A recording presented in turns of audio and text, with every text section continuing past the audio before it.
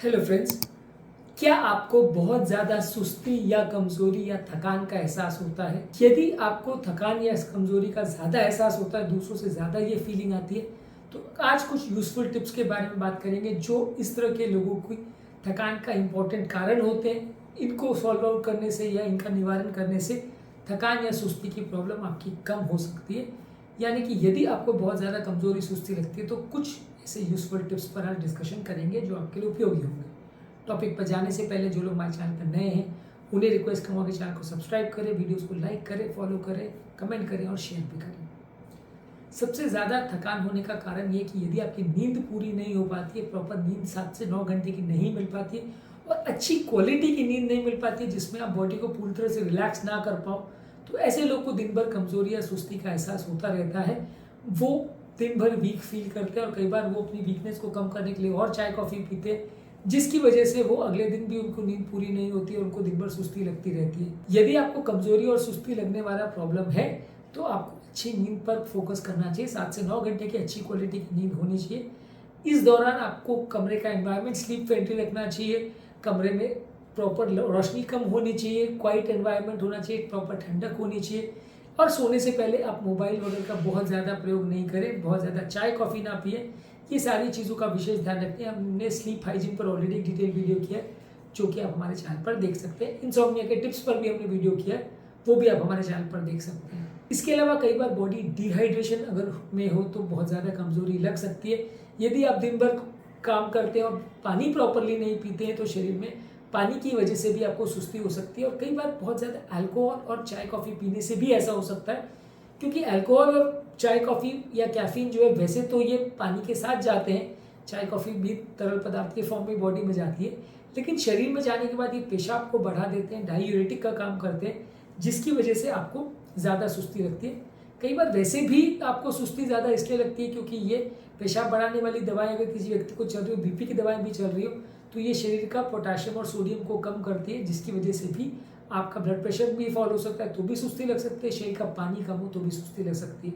तो बहुत ज़्यादा वीकनेस लग रही है तो ये भी इसका कारण हो सकता है। अगर कोई ऐसी दवा चल रही हो तो उसे प्रॉपरली मैनेज और मेंटेन करिए। सही तरह का अगर आप भोजन नहीं लेते जिसमें complex carbohydrate, proteins, healthy fats, vitamin, minerals यदि प्रॉपर नहीं हो तो इसकी वजह से भी बहुत ज़्यादा आपको कमजोरी सुस्ती लग सकती है। बहुत ज़्यादा मीठी चीज़ें, रिफाइंड कार्बोहाइड्रेट, प्रोसेस फूड्स अगर आप खाते हैं तो इसके बाद आपको सडनली एनर्जी एक बार सडनली बढ़ती है और वापस से कम हो जाती है। इसको एनर्जी क्रैश बोलते हैं। इस तरह के पेशेंट को भी बहुत ज़्यादा कमजोरी और सुस्ती लग सकती है। इस पर भी विशेष फोकस करना ज़रूरी है। यदि आपको इस तरह का एहसास अगर हो रहा है तो आपको प्रॉपर बैलेंस डाइट लेने की ज़रूरत है और तला गला चीज़ें, फ्राइड चीज़ें, शुगर वाली चीज़ों को लगभग बंद रखेंगे तो अच्छा है। रेगुलर एक्सरसाइज करेंगे तो इससे भी फायदा होगा। रेगुलर एक्सरसाइज करने से आपका मूड अच्छा रहता है, एनर्जी लेवल्स अच्छे रहते हैं, ओवरऑल ब्लड सर्कुलेशन अच्छा रहता है और खाने के बाद यदि आप शॉर्ट वॉक या स्ट्रेचिंग एक्सरसाइज करते हैं तो इससे भी आपको फायदा रहता है। इससे भी आपको खाने के बाद जो कमजोरी सुस्ती लगती है उसमें भी आपको राहत मिलेगी, फायदा मिलेगा। इसके अलावा मेंटल स्ट्रेस को कम रखिए। मानसिक तनाव अगर बहुत ज़्यादा हो, दिमाग पर स्ट्रेस ज़्यादा हो तो योगा, प्राणायाम, डीप ब्रीदिंग एक्सरसाइज, ये सब चीज़ों को करके आप अपने मानसिक तनाव को कम कर सकते हैं। इससे भी आपको सुस्ती, कमजोरी कम लगेगी। जो भी आपका गोल है, जो भी चीज़ को आपको अचीव करना है उसको प्रायोरिटाइज करिए, उसको टॉप प्रायोरिटी पे करिए और करने के दौरान यदि थकान वगैरह का एहसास हो रहा हो तो प्रॉपर रेस्ट करना भी ज़रूरी है। प्रॉपर रेस्ट भी अगर नहीं आपको मिलेगा तो ऐसे लोगों को भी थोड़ा कमज़ोरी लग सकती है। तो काम के बीच में थोड़ा थोड़ा ब्रेक्स लेके खुद को आराम भी दीजिए। बहुत ज़्यादा मोनोटोनस वर्क मत कीजिए, एक ही तरह का काम को दिन भर कंटिन्यूस मत कीजिए। कई बार क्या होता है कि हम एक ही तरह का काम को दिन भर करते रहते हैं, उसमें हम बोर भी हो जाते हैं, बहुत ज़्यादा थकान होती है। बीच बीच में उठ के थोड़ा वॉकिंग करिए, स्ट्रेचिंग करिए, अपने मन के जो लेथार्जी या डिस्कम्फर्ट जो आ गई है, जो या कमज़ोरी या सुस्ती आ गई है, उसको आप हटाने के लिए थोड़ा ब्रेक्स लेते रहेंगे, थोड़ा एनवायरनमेंट को चेंज करेंगे, अपने टास्क को चेंज करेंगे तो उससे भी फ़ायदा मिलेगा। एक ही तरह का काम करते करते भी आप सालों साल बोर हो जाते हैं, इससे भी बहुत ज़्यादा कमज़ोरी सुस्ती रखती है। यदि आप मूड को चेंज करते रहेंगे, अलग अलग तरह के काम को ट्राई करते रहेंगे, अलग अलग एक्टिविटीज़ में खुद को इन्वॉल्व रखेंगे तो ऐसे लोगों को भी थोड़ा कमज़ोरी सुस्ती कम लगती है और उनको वीकनेस का एहसास कम होता है। इसके अलावा फ्रेंड्स के साथ भी अच्छा टाइम स्पेंड करिए। फ्रेंड्स के साथ अच्छा टाइम स्पेंड करने से आपका इमोशनल वेलबींग अच्छा रहता है, इमोशनल फटीग नहीं होता और आपको बहुत ज़्यादा सुस्ती और कमज़ोरी जो काम करने के बाद आपको फ्रेंड्स से साथ टाइम स्पेंड करने से जो कम हो जाती है वो आपको कमी महसूस नहीं होगी। यूजली आप अगर फ्रेंड्स या दोस्तों के साथ अच्छा टाइम स्पेंड करेंगे तो आपको सोशल लाइफ अच्छी रहेगी और ये भी आपकी डिप्रेशन या कि ओवरऑल कमजोरी में मदद करेगा। इसके अलावा अपनी फैमिली और फ्रेंड्स के साथ भी और अपने लव वंस के साथ भी थोड़ा टाइम स्पेंड करिए। इससे आपको इमोशनल सपोर्ट और मेंटल सपोर्ट मिलेगा। इससे भी कमजोरी का एहसास आपको कम होगा। इसके अलावा लंबे समय तक मोबाइल पर या टेलीविजन पर टाइम स्पेंड मत करिए, खासकर सोने से पहले।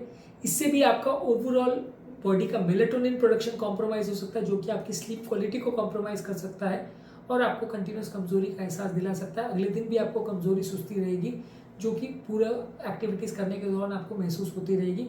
कोशिश करिए कि आपका स्क्रीन टाइम भी कम रहे, यानी कि बहुत ज़्यादा टाइम तक आप मोबाइल पर या लैपटॉप पर या कंप्यूटर पर टाइम स्पेंड न करिए।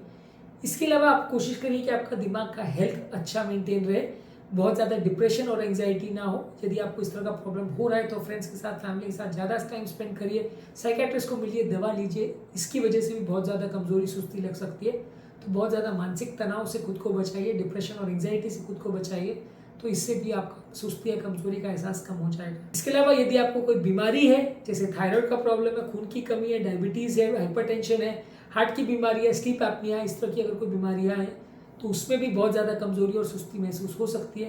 तो ऐसे पेशेंट्स को अपने डॉक्टर को दिखाने की आवश्यकता है, डॉक्टर के साथ कंसल्ट करने की ज़रूरत है और जो भी प्रॉब्लम है उसे सॉर्ट आउट करने की ज़रूरत है। क्योंकि अगर ये बीमारियों की वजह से आपको कमजोरी सुस्ती हो रही है तो वो सिर्फ बाकी चीज़ों को सुपरफिशियली ध्यान रखने से ठीक नहीं होगा, उसमें आपको बीमारी को ठीक करना पड़ेगा, नहीं तो प्रॉब्लम नहीं जाएगी।